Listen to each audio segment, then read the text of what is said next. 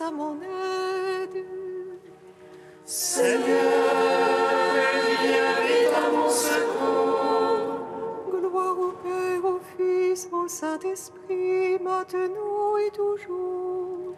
Dans les siècles des siècles, Amen. Alléluia.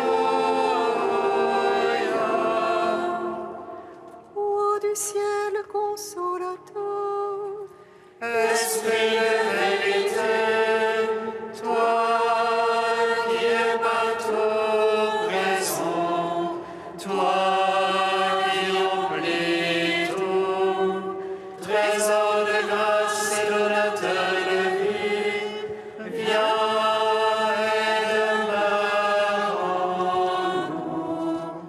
Purifie-nous de toute souillure et sauve nos âmes, toi qui es bonté. Roi du ciel consolateur, esprit de vérité, toi qui es partout présent, toi qui emplis tout, trésor de grâce et donateur de vie, viens et demeure en nous. Purifie-nous de toute souillure et sauve nos âmes, toi qui es bonté. Hymne.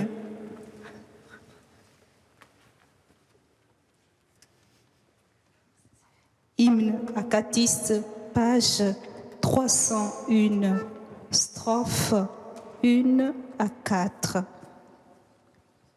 Réjouis-toi, ô Mère du Sauveur.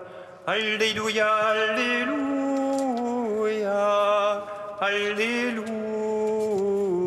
Alléluia. Réjouis-toi, ô Mère du Sauveur. Alléluia, Alléluia, Alléluia.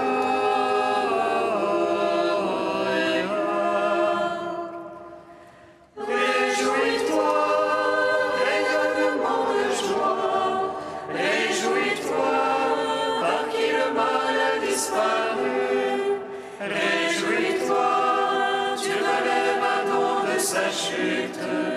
Réjouis-toi, par toi Ève ne pleure plus. Réjouis-toi, montagne inaccessible aux pensées des hommes. Réjouis-toi, abîme impénétrable même aux anges. Réjouis-toi, car tu deviens le trône et le palais du roi. Réjouis-toi, toi qui portes celui qui porte tout. Réjouis-toi, étoile annonciatrice du soleil levant. Réjouis-toi, par qui Dieu devient petit enfant. Réjouis-toi, car tu renouvelles toute créature. Réjouis-toi, en toi nous adorons le Créateur. Réjouis-toi, mystère de la sagesse divine. Réjouis-toi, foi de ceux qui prient en silence. Réjouis-toi, qui a part au miracle du Christ. Réjouis-toi, miracle proclamé par les anges. Réjouis-toi, ô Mère du Sauveur. Alléluia, Alléluia, Alléluia.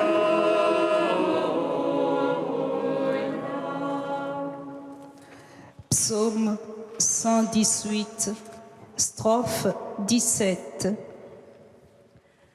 et que ta salutation frappe mes oreilles. Voici que l'enfant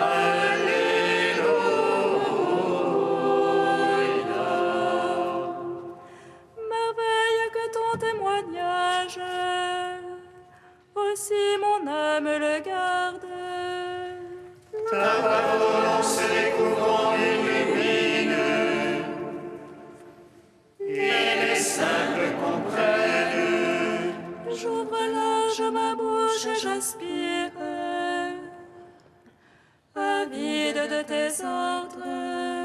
Regarde vers moi, pitié pour moi. C'est justice pour ceux qui t'aiment. Fixe mes pas selon ta promesse. Que ne triomphe le mal.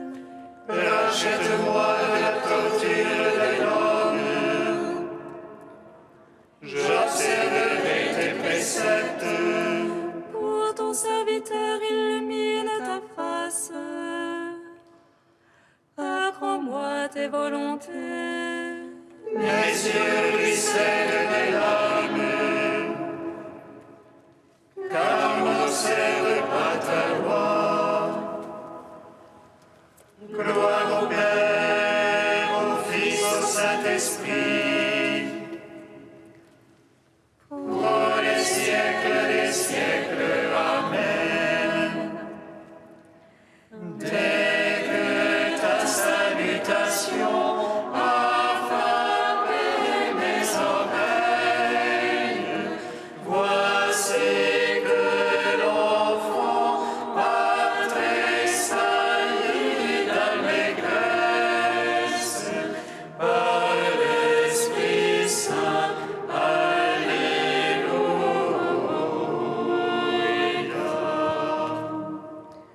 Psaume 23.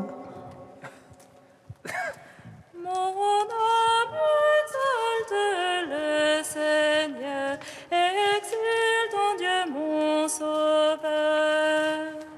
Il s'est penché sur Israël, son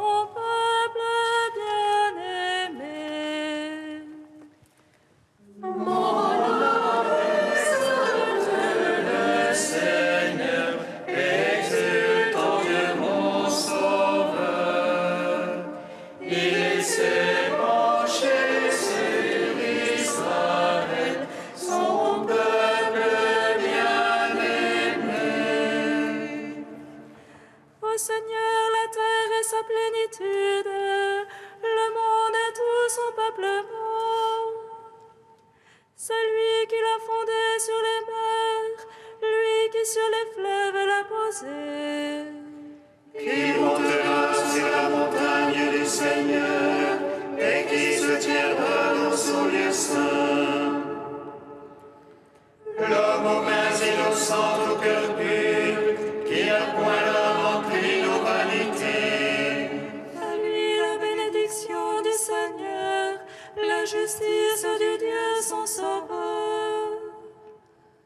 C'est la race de ceux qui le cherchent, qui poursuivent ta face, Seigneur.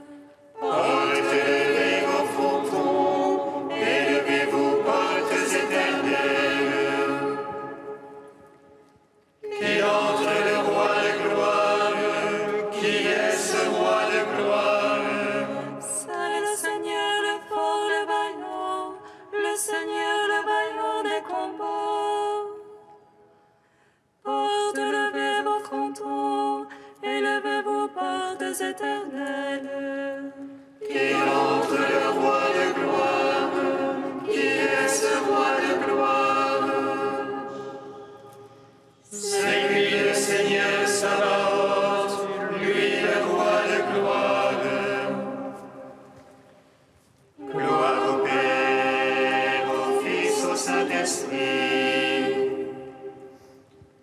pour les siècles des siècles. Amen.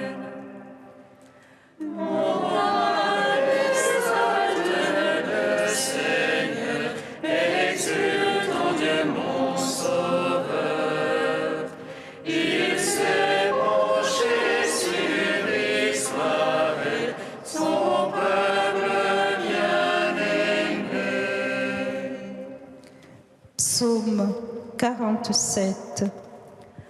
Ô Seigneur, est louable hautement dans la ville de notre Dieu.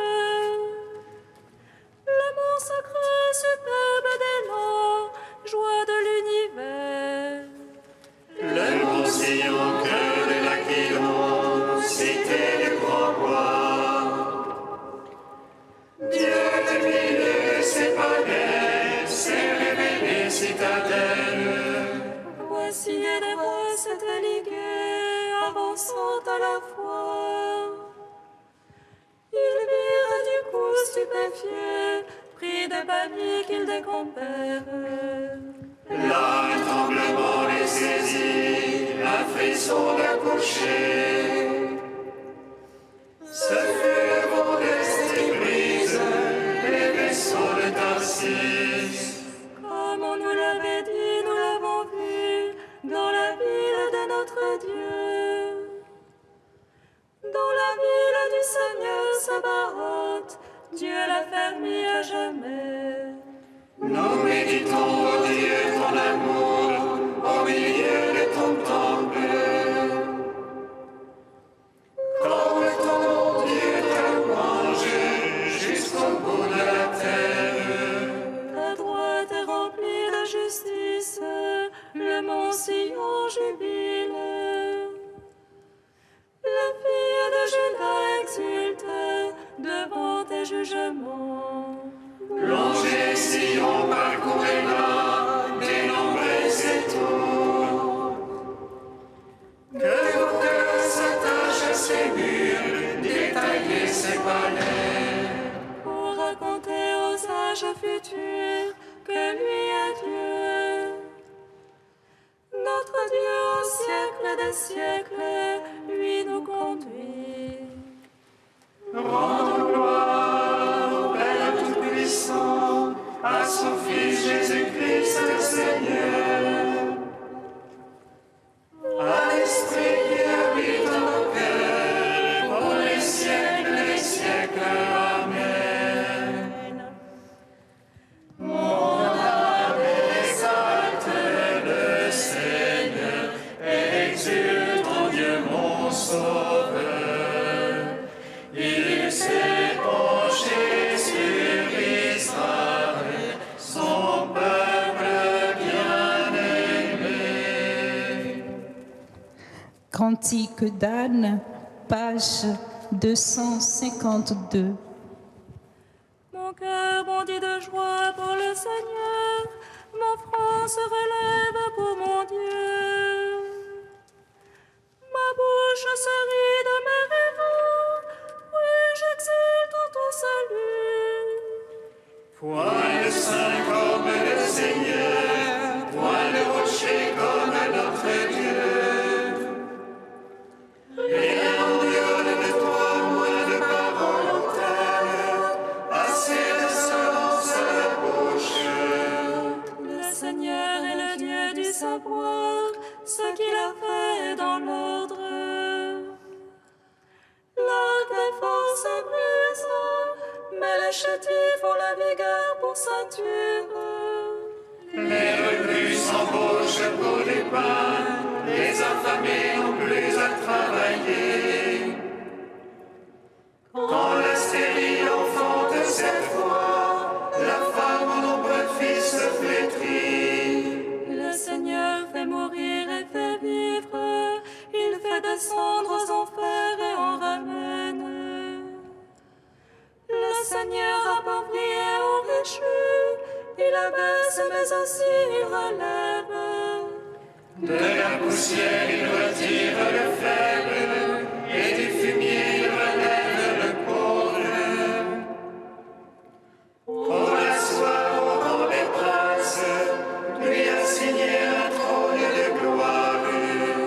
Car au Seigneur sont les colonnes de la terre, sur elles il a posé le monde. Il veille sur les pas de ses amis, mais les impies disparaîtront dans les ténèbres. Ce n'est pas dans la force qu'on triomphe, les rivaux du Seigneur seront brisés.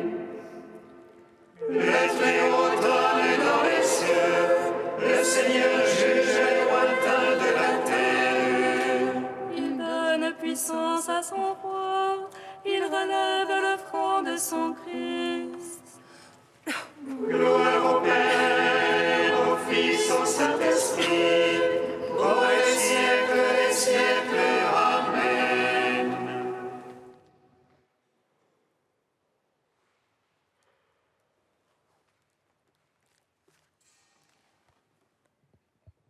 De Marianne Vanier, Les dons du Saint-Esprit. La crainte de Dieu. C'est le sentiment premier face au sacré. L'homme se sent dépassé par la grandeur de Dieu.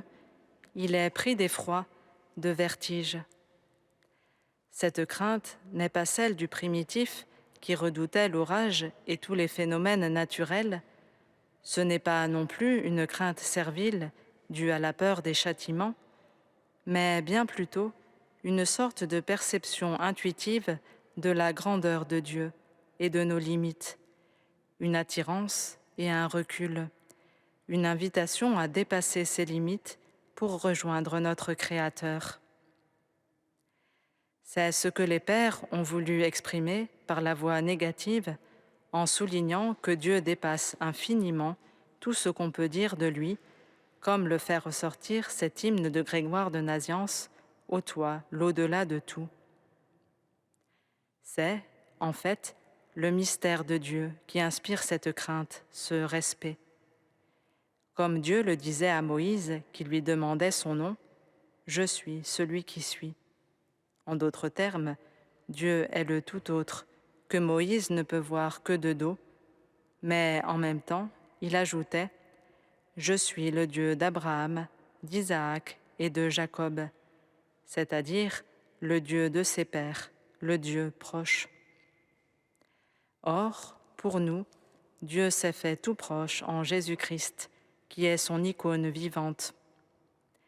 Aussi, la crainte de Dieu s'exprime-t-elle essentiellement pour nous sous la forme de l'humilité. On comprend, dès lors, pourquoi ce don de l'esprit qu'est la crainte de Dieu a été rapproché de la première béatitude « Bienheureux les pauvres en esprit ». C'est une même attitude qui est impliquée dans les deux cas et qui nous amène à comprendre et à témoigner que nous recevons toute notre vie de notre Créateur qui nous recrée sans cesse. C'est à cette vérité sur notre vie, sur notre condition d'être créé, que nous sommes appelés, ce qui s'oppose à l'orgueil qui nous porte à résister à Dieu, à mettre notre fin en nous-mêmes, en un mot, à nous perdre. L'humilité, au contraire, comme le disait Eckhart, ce mystique du XIVe siècle, nous rend réceptifs à la vie que Dieu nous donne. En prenant conscience de nos limites, nous nous décentrons de nous-mêmes pour reconnaître le don de Dieu et laisser jaillir en nous cette petite étincelle de l'âme dont parlait aussi Eckhart, qui n'est autre que la vie de Dieu en chacun de nous. C'est au moment où l'homme semble se perdre qu'il se trouve, se constitue et devient pleinement libre. Comme le disait Angelus Silesius au XVIIe siècle, « Autant que tu cèdes à Dieu, autant il peut devenir toi. Ce n'est ni plus ni moins qu'il te tirera de tes peines, il t'aidera à te tirer de ta souffrance. » C'est cette attitude de confiance et d'humilité que nous recevons comme premier don de l'Esprit Saint. On pourrait en voir une expression dans la vie de Charles de Foucauld, qui a choisi l'esprit d'enfance.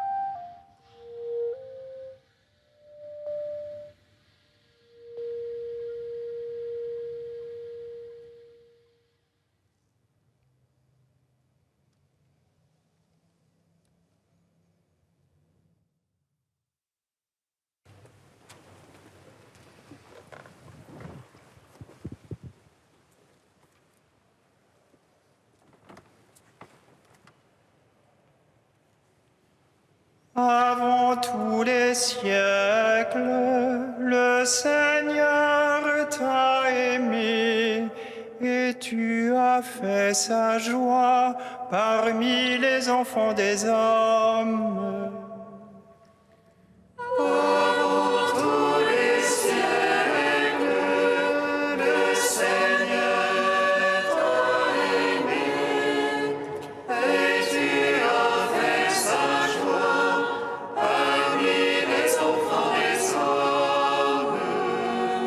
Il aura en toi sa joie et son allégresse.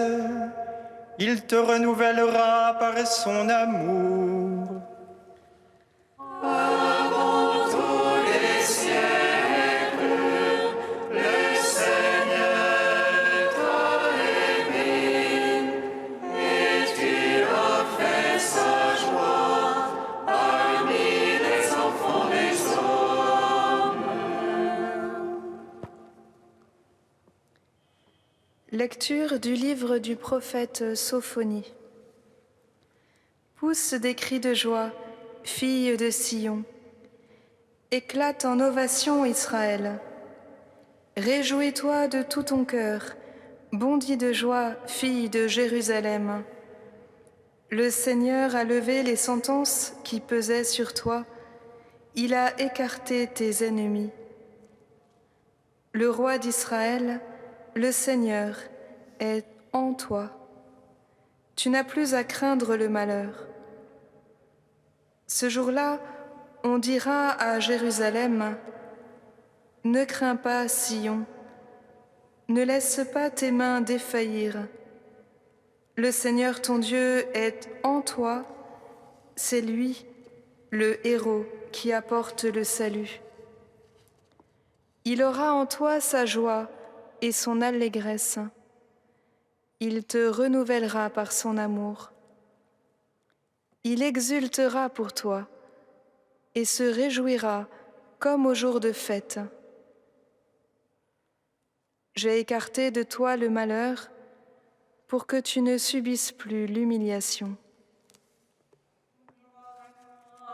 Dieu vivant, gloire à toi.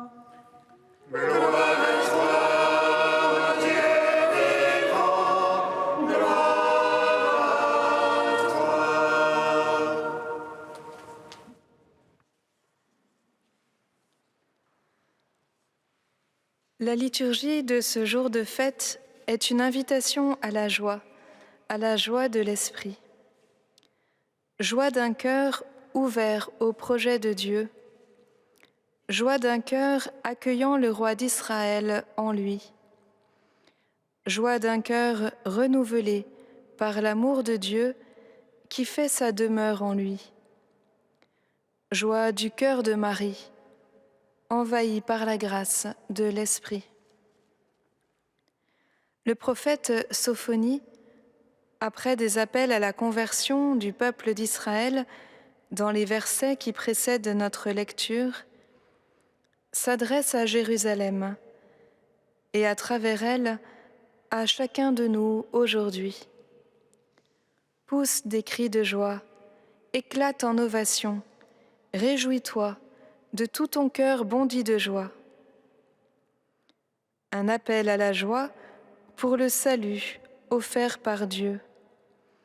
Salut qui est libération du mal et espérance d'une vie nouvelle pour ce petit reste, humble et modeste, qui a cherché refuge dans le nom du Seigneur. Le prophète nous donne la clé de cette joie qui éclate. Le roi d'Israël est en toi. Ainsi, Sion, qui accueille en elle le Seigneur, rayonne de la joie de Dieu.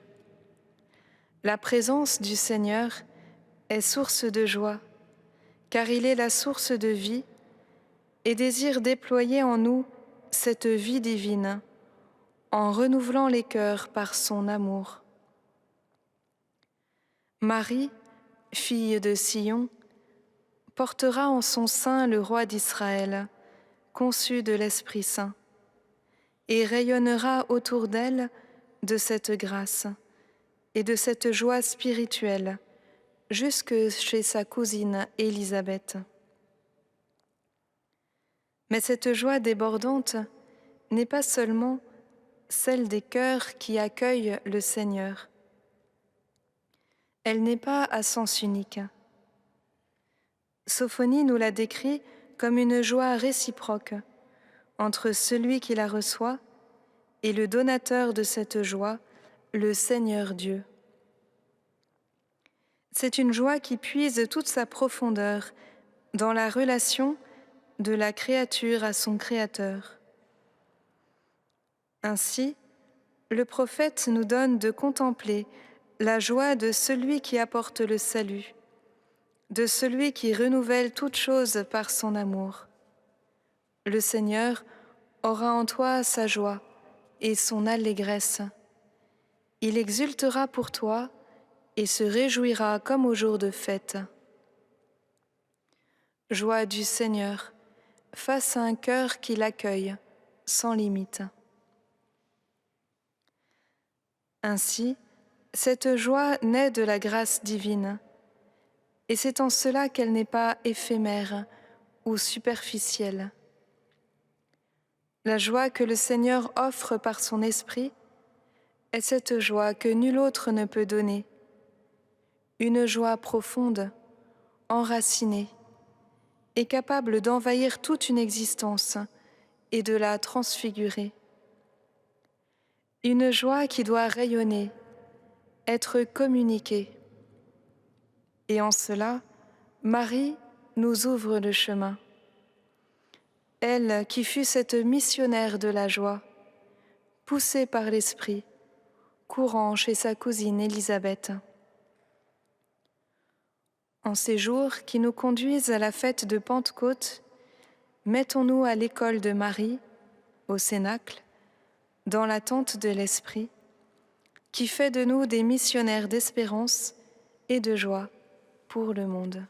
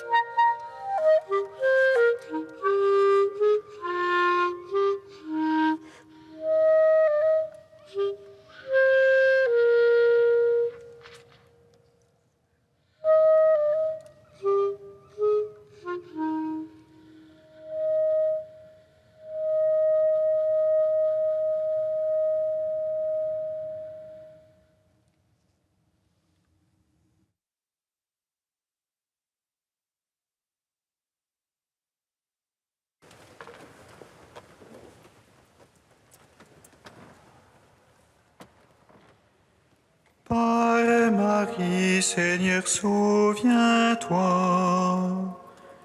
Par Marie, Seigneur, souviens-toi. Pour la Vierge Marie, accourue aider sa cousine Élisabeth, Seigneur, nous te bénissons. À la prière de ce modèle de charité, daigne donner ta bénédiction à tous ceux qui se mettent au service de leur prochain d'une quelconque manière. Nous te prions. Amen.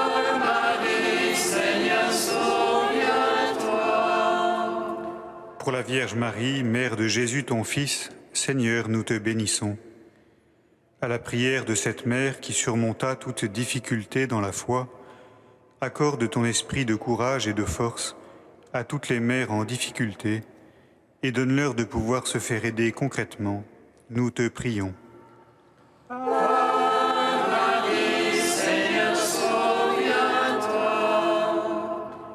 Pour la Vierge Marie, au cœur pur et plein d'amour, Seigneur, nous te bénissons.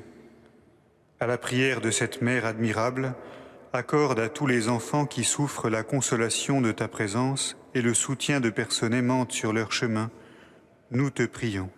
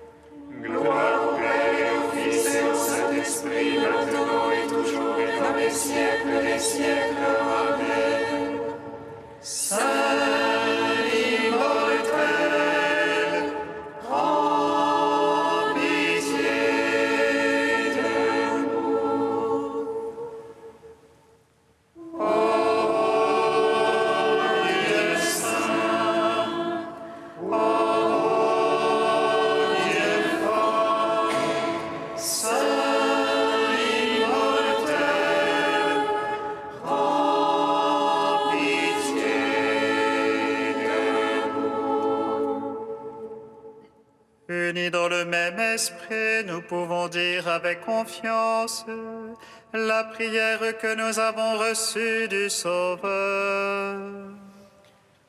Notre Père qui es aux cieux, que ton nom soit sanctifié, que ton règne vienne, que ta volonté soit faite sur la terre comme au ciel.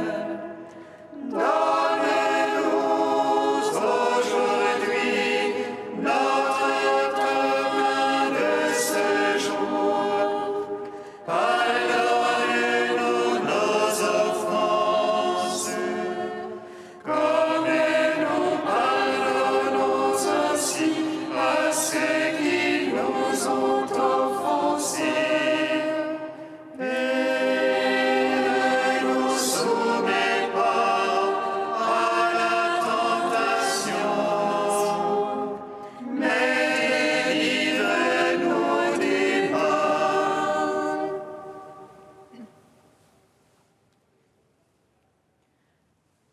Dieu Tout-Puissant, tu as inspiré à la Vierge Marie qui portait en elle ton propre Fils de visiter sa cousine Élisabeth. Accorde-nous d'être dociles au souffle de l'Esprit, afin de pouvoir nous aussi te magnifier éternellement. Par Jésus-Christ, ton Fils unique, notre Seigneur et notre Dieu, qui vit et règne avec toi dans l'unité de l'Esprit Saint, un seul Dieu pour les siècles des siècles.